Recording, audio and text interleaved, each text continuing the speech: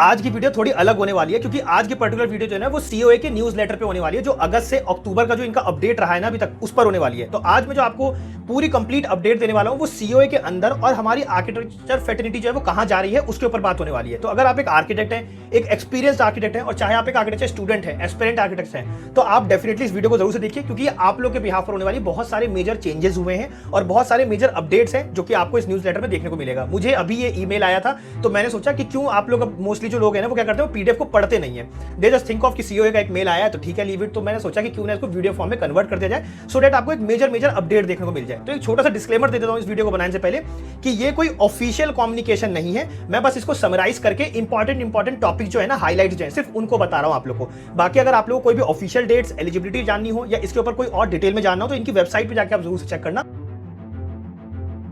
तो यहां पर जो न्यूज लेटर की शुरुआत है ना वो हमारे प्रेसिडेंट के नोट से स्टार्ट हुई है, जो कि है हमारे प्रोफेसर अभय विनायक पुरोहित जी, जिन्होंने ये बात क्लियरली एक मैसेज दिया है कि आप लोग जो है अब वो ट्रेडिशनल टूल्स को और मटेरियल्स को यूज करना कम करो और एडेप्टेबिलिटी लाओ, कि एआई टूल्स को यूज करो, सस्टेनेबिलिटी जैसी चीजों को यूज करो, न्यू मटेरियल्स को ट्राई करो, एक्सपेरिमेंट करो, डिजिटल टूल्स को यूज करो। ये सब चीजों पे उन्होंने ज्यादा फोकस किया है कि अब आप लोग इस डिजिटल एरा में एआई का इस्तेमाल करो। और ये बात तो मैं आप लोग को हर वीडियो में बोलता हूं, लेकिन ठीक है, हमारे सीओए के प्रेसिडेंट का जो नोट है वो यहीं से स्टार्ट होता है तो वो मैंने आप लोग को बता दिया। चलिए तो अब इस मैसेज के बाद कुछ अपडेट्स की बात कर लेते हैं। तो जो प्रेसिडेंट की मीटिंग है यहां पर 3 गवर्नमेंट ऑफिशियल्स के साथ हुई है, जिसमें सबसे पहला है एजुकेशन ऑफ मिनिस्ट्री के साथ।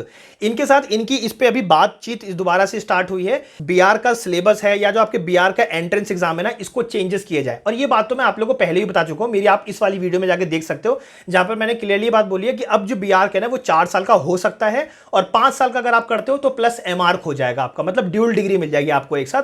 और बहुत सारे मल्टीपल एंट्री और एग्जिट देखने को मिलता है। अगर आपने वो वीडियो नहीं देखी है तो डेफिनेटली देखो, ये इन्होंने अपनी एक मीटिंग में बात की थी, ऑफिशियली बात की थी इस मीटिंग को, तो वो भी मैंने इनकी वेबसाइट से ही निकाल के बताया था, तो आप वो देख सकते हो। इस पर दोबारा बात हुई थी मिनिस्ट्री ऑफ एजुकेशन के साथ। दूसरी जो इनकी गवर्नमेंट ऑफिशियल मीटिंग स्टार्ट हुई है वो है एआईसीटीई के साथ। एआईसीटीसी मतलब all India counselling for technical education, जो कि बेसिकली बीटेक वालों के लिए होता है। तो उनके साथ इन्होंने मेमोरेंडम साइन किया है। तो इससे आपको फ्यूचर में ना कोलैबोरेशन कोर्सेज, कोलैबोरेशन वर्क और जॉब रोल्स देखने को मिल सकते। तो ये एक ग्रेट न्यूज है, आप लोग को आई होप सो समझ में आया होगा। तीसरी जो इनकी गवर्नमेंट ऑफिशियल मीटिंग हुई है वो है इनकी housing and urban affairs ministers के साथ, जहां पर इन्होंने नेशनल लेवल के जो प्रोजेक्ट्स होते हैं ना, नेशनल लेवल के, उसमें इन्होंने स्टैंडर्डाइज किया है और बताया है कि क्या क्या स्टैंडर्ड हो सकते हैं और आर्किटेक्ट का कहां पर जॉब रोल हो सकता है और कैसे कोलैबोरेटिवली ये लोग आर्किटेक्ट के साथ इसको काम कर सकते हैं। क्योंकि मैं आपको अपनी हर एक वीडियो में बोल रहा हूं कि इंडिया को अब इंजीनियर्स की नहीं और एस्थेटिक्स की भी जरूरत है। लोग अब नहीं समझ रहे कि आर्किटेक्ट को भी अब हर जगह पर रखना पड़ेगा। अभी मैंने एक वीडियो बनाई थी कि 90 डिग्री का जो पुल बना था वहां पर भी आर्किटेक्ट को होना चाहिए था। सिर्फ इंजीनियर्स की गलती मत बोलो, आप ये समझो कि आर्किटेक्ट को आप लोग रखो, सुपरविजन में आप लोग आर्किटेक्ट को रखो। थोड़ा सा एस्थेटिक की जरूरत है और उसी पर बात भी हुई है अर्बन मिनिस्ट्री की तरफ से। तो आई होप सो कि आपको अपकमिंग प्रोजेक्ट जो है वो उसमें आर्किटेक्ट का भी रोल देखने को मिलेगा, कोलैबोरेटिव नेचर आप लोगों को अब देखने को मिलेगा। चलिए अब नेक्स्ट सेक्शन की तरफ बढ़ते हैं, जहां पर बात हो रही है स्कॉलरशिप। स्कॉलरशिप 3 टाइप के स्कॉलरशिप जो है वो अभी इंट्रोड्यूस्ड हुए हैं, उसके ऊपर बात करते हैं। सबसे पहला है हमारा नाटा लेवल पर। जी हां, टॉप 50 जो नाटा के रैंकर्स होंगे ना, उनको सीओए की तरफ से 50,000 रुपए का, अप टू 50,000 रुपए का फर्स्ट ईयर के अंदर अंदर जो है वो उनको स्कॉलरशिप देखने को मिलेगी। जिनके भी टॉप 50 आए होंगे और जिन्होंने एडमिशन लिया होगा उनको सपोर्ट किया जाएगा नाटा की तरफ से। और टॉप 50 का लिस्ट जो है ना वो इनके इंस्टाग्राम के सोशल मीडिया अकाउंट पे आया भी था, आप उसको चेकआउट कर सकते हो। तो ये तो हुआ हमारा पहला स्कॉलरशिप जो अब नाटा वालों को मिलने वाला है। टॉप 50 जो भी रैंकर्स होंगे ना उनको मिलेगा। दूसरा स्कॉलरशिप जो इन्होंने न्यू इंट्रोड्यूस किया है वो है पीजीटीए, मतलब कि post graduation entrance test of architecture का। ये जो है वो पोस्ट ग्रेजुएशन वालों के लिए है। बेसिकली ये है कि जो लोग मास्टर्स कर रहे हैं ना उनको भी सपोर्ट किया जाए, तो और टॉप 100 कैंडिडेट्स को ही मिलेगा। तो ये पोस्ट ग्रेजुएशन वालों के लिए जो एमआर करना चाहते हैं उनके लिए तो भाई बेस्ट न्यूज ही है, क्योंकि अब वो ट्राई कर सकते हैं। तो 100 टॉप 100 जो रैंकर्स होंगे ना उनको मिल सकता है। तीसरा जो स्कॉलरशिप इंट्रोड्यूस हुआ है वो है ईडीएस, इकोनॉमिकल डिस्ट्रेस स्कॉलरशिप यहां पर बोला जाएगा। तो ये आप समझ सकते हो, डिस्ट्रेस मतलब कि फैमिली में अगर किसी का मेजर फाइनेंशियल लॉस हुआ है ना, मेजर लॉस की वजह से फाइनेंशियल लॉस हो रहा है उनका, तो उस पर यहां पर जो है ना वो 1 लाख रुपए तक की जो है वो हेल्प स्कॉलरशिप के थ्रू की जाएगी। सीओए ने ये अनाउंस किया है। और इसमें भी ये है कि जो प्रेफरेंसेस है ना वो मोस्टली गर्ल्स को दी जाएगी। 5 साल तक जो भी उनकी पढ़ाई होगी तो उसमें दी जाएगी, वो भी सिर्फ ट्यूशन फीस के अंदर, रेदर देन, और ज्यादा नहीं होगा। बाकी अगर आपको इसके ऊपर और अपडेट जानना है तो आप उनके ऑफिशियल न्यूज लेटर की तरफ जा सकते हो। यानी कि इसका जेन्युइनली अगर यूज केस ढूंढा जाए ना तो वो ये है कि कोई बहुत सारे स्टूडेंट्स हैं जो फाइनेंशियली लॉस की वजह से या कुछ मेजर ट्रॉमा चल रहा होता है उसकी वजह से उनको ड्रॉप आउट लेना पड़ता है सिर्फ फाइनेंस की वजह से।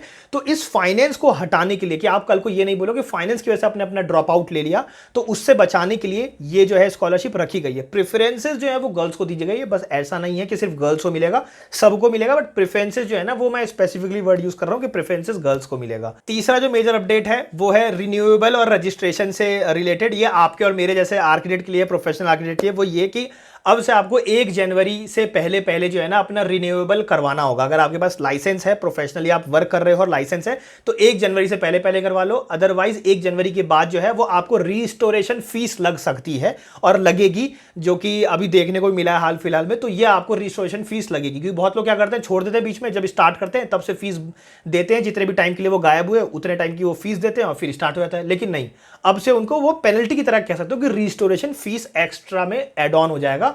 बाकी जितने भी ईयर के लिए आप गायब हुए वो तो देना ही पड़ेगा, लेकिन रिस्टोरेशन की फीस भी लग जाएगी। तो ये आपके जैसे मेरे जैसे के लिए इंपॉर्टेंट है कि 1 जनवरी से पहले पहले अपना रिन्यूएबल करवा लो, वो बेस्ट रहेगा। चलिए, तो इसी के साथ इन्होंने जो निकाला है वो है digital certification and ID card. आप में से होपफुली बहुत सारे लोगों को आईडी कार्ड मिल गया होगा, मतलब कि वही लाइसेंस का जो कार्ड है वो मिल रहा होगा। अब जितने भी न्यू एप्लीकेंट्स अप्लाई कर रहे हैं या रिन्यूअल में जा रहे हैं उनको मिल रहा है।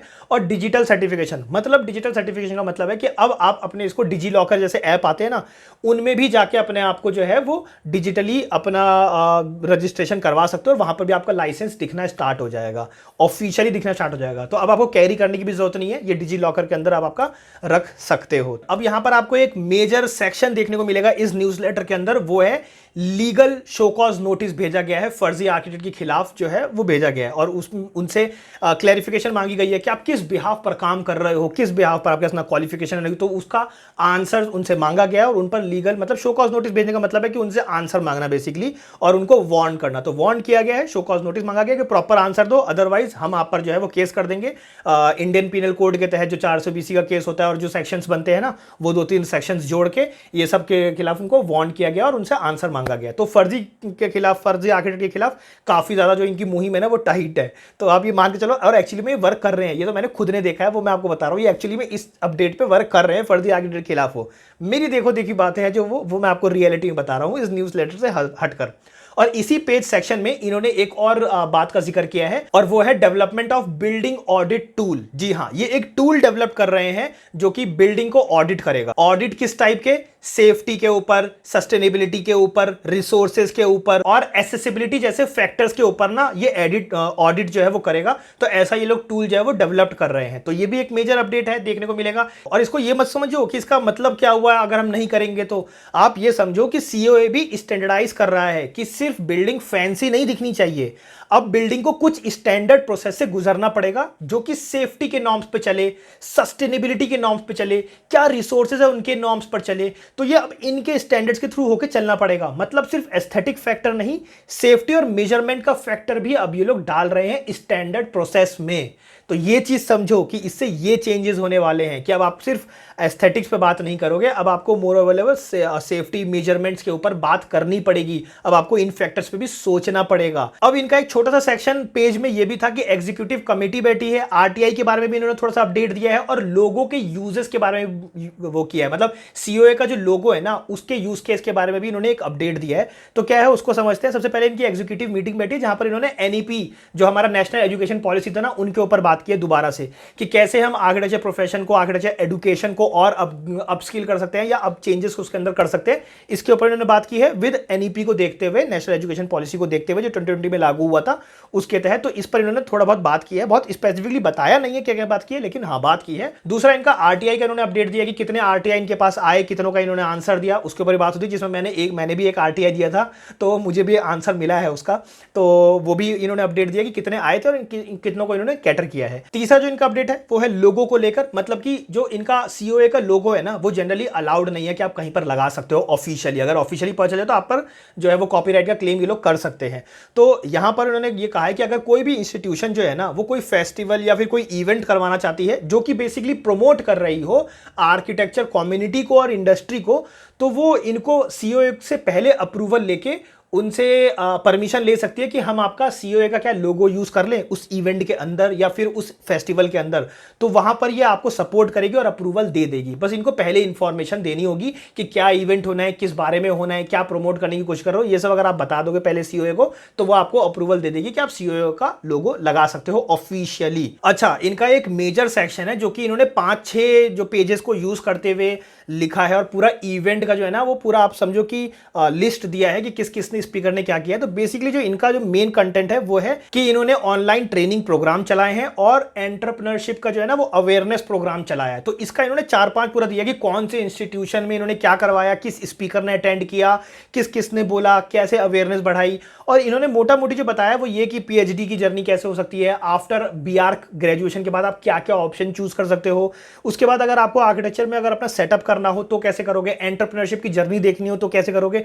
इन सब की अवेयरनेस के ऊपर इन्होंने बात किया है और कॉलेज टू कॉलेज जहां जिस कॉलेज में हुआ है उसका पूरा एक एक जो है ना वो लिस्ट दिया है इन्होंने अपने न्यूज लेटर में। तो वो भी काफी ज्यादा अपडेट है कि हाँ भाई ठीक है ये लोग प्रोग्राम चला रहे हैं। तो ये सब चीजों के ऊपर ये काफी ज्यादा एक्टिव है। एआई टूल्स, डिजिटल टूल्स, ये सब ये लोग अब बता रहे हैं, इनके ऊपर खुल के बात हो रही है सीओए के अंदर। अच्छा, लास्ट बात करते हैं जो थोड़ी सी मतलब की बात है उसके ऊपर बात कर लेते हैं। ऐसे ऑल तो बहुत सारे अपडेट हैं लेकिन मैं मेजर मेजर हाईलाइट्स की बात कर रहा हूं। तो लास्ट जो है वो ये कि इन्होंने एक मतलब एक मैगजीन है जो इन्होंने रीलॉन्च किया, क्योंकि काफी टाइम से इनकी मैगजीन लॉन्च नहीं हो रही थी, मतलब रीलॉन्च नहीं कर रहे थे, पहले बनती थी बीच में काफी टाइम तक गायब हो गई थी। वो है इनका architecture, time, space and people, वो इन्होंने मैगजीन जो है वो रीलॉन्च की है। बाकी छोटे मोटे फन्स अपडेट हैं, जैसे कि कॉमिक फन हुआ था इनका, एक इवेंट था वो चलाया इन्होंने, और भारत पब्लिक इंटरव्यू था वो हुआ इनका। तो ये सब चीजें भी इनिशिएटिव काफी ज्यादा है, लेकिन ठीक है इनके ऊपर ज्यादा हमें फैक्टर नहीं पड़ेगा। बाकी आप चाहो तो आप इनका, अगर आप लोग आर्किटेक्ट हो तो आप लोग को ये ईमेल जरूर से आया होगा, पढ़ा करो, समझा करो, आप ही लोग के लिए भेजा जा रहा है। और सीओए जो है वो इनिशिएटिव भी ले रही है आप लोग को पहुंचने के लिए, आउटरीच करने के लिए।